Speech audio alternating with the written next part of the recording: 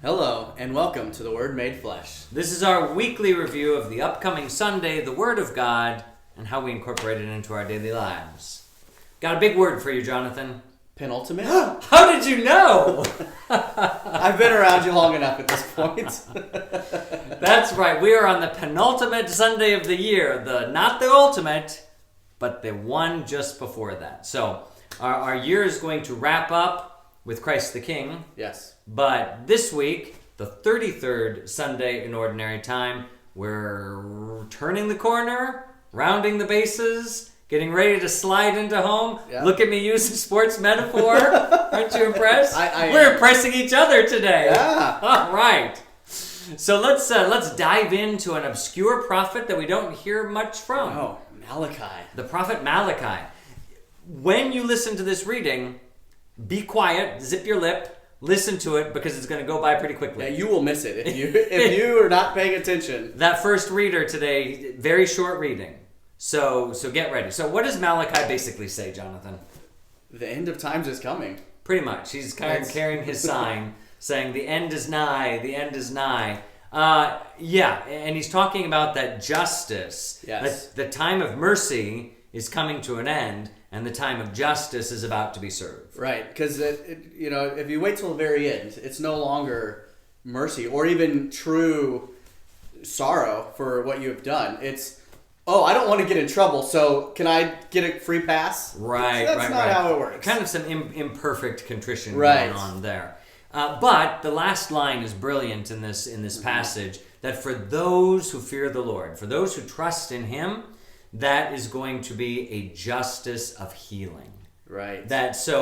Justice is bringing everything back into balance. So maybe those who had are going to feel the pain of not having, but those who had not are going to be brought where they needed to be. So there will be a great justice of healing. So justice isn't just lightning bolts from the sky. No. That's just. Right. It is bringing things to be where they ought to be. Okay. Our responsorial psalm. The Lord comes to rule the earth with justice. No way. So if you missed the first reading, you're going to get the recap there in our responsorial psalm. Pretty much. Yeah. The Lord comes, He's coming, and He's going to bring justice. And the psalm kind of goes on then, rejoicing in that fact. Right. That's too often when you think of the end of times, a lot of people approach it with fear and trembling. Hellfire and brimstone. Yeah, but the psalmist is painting a whole different picture. That if God is coming, and I'm one of God's people, I'm not afraid. I am lifted up in joy. And even now, as we're looking towards the second coming, that's how we should approach the end of times. Oh, absolutely. It's if we are lucky enough to, one, be on God's side. Yep. And two, to see that, how glorious that will be. It'll be wonderful. That's what we look for. That is what all of life is looking forward to, the second coming of Christ. So live every day as if today is the day, and we have nothing to fear. Yep. The justice of healing is upon us. But before we get to the end, let's dip into St. Paul's second letter to the Thessalonians. Right.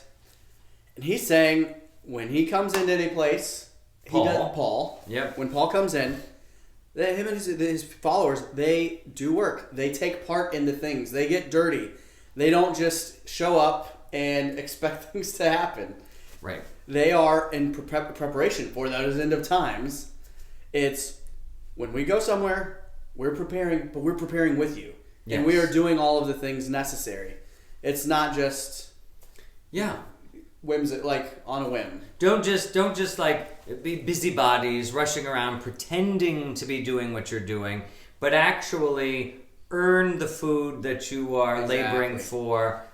Be a vital part of the community. Don't just skim off the surface or catch a ride on someone else's coattails, but rather this is really the time to step up and do what you ought to do. Right. Be who you ought to be, and know that all of that is being done in preparation of building the kingdom into which Jesus is coming. And I think a big part of that for us nowadays is really being in the present. When you are with your family, be with your family and serve and love them to the fullest. When you're at work, do that to the fullest. When you're at church, do that to the fullest. When you make time for prayer, all of those things. Be in the present. Don't worry about the things that you can't deal with right now. Oh, yeah. But be in the present, because when we are truly in the present, God is first and everything else radiates from that. What does the Lord put before you here and now? Not all of the theoretical stuff that may or may not, could or could not happen. Exactly. Okay, good words.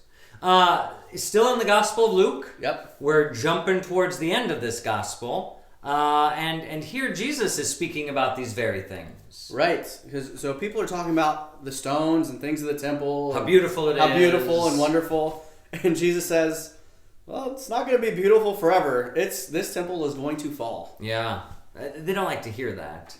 No, that's not. You know, not when people are saying, oh, how beautiful, oh, how wonderful. And then here comes Jesus with a big old damp rag to throw it on top of it. And it's like, well, let me burst your bubble, everybody. This is not going to last. And so he says, he's talking about, again, kind of keep your eyes fixed on the end. Right. But also know that there's going to be a lot of things going on, and you don't want to fall into all of the stuff that's going on. Keep your eyes fixed, as St. Paul was saying, on what you ought to be fixed on. Yeah, nation will rise against, or kingdom will rise against kingdom. There's going to be a lot of tumultuous times. Right. The things of the world are going to fall apart. This temple will fall apart, and everything else is going to fall apart. It's as if he's 2,000 years in the future. Look at that. The world is still, we're still part of that same world that is unraveling and is falling apart. Mm-hmm. And I suppose our hearts could be moved to fear and trepidation and trembling. This goes kind of back to that apocalyptic warnings that we were talking about. But that's not what Christ wants us to experience. No, if we keep our eyes on him and our lives directed towards him, yes, those things will impact us in this earthly life, but it's not going to impact our soul. No. It's not going to impact who we truly are and what we're truly meant for. It's kind of like every one of those action-adventure movies where, like, the hero and the other hero are in that thing where the cliff is falling apart around them, or the airplane is breaking up, or there's all kinds of things. Insert dramatic scene here. Exactly. And the one person is reaching out towards the other person, and the ladder is about ready to fall, and everything's going around. He's like, look at me!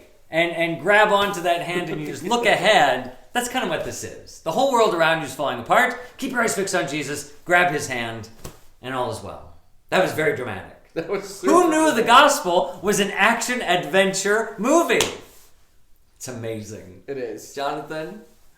Penultimate. Sliding into home. Here we are. We're almost done. Christ the King is coming up, but not before the 33rd Sunday in Ordinary Time.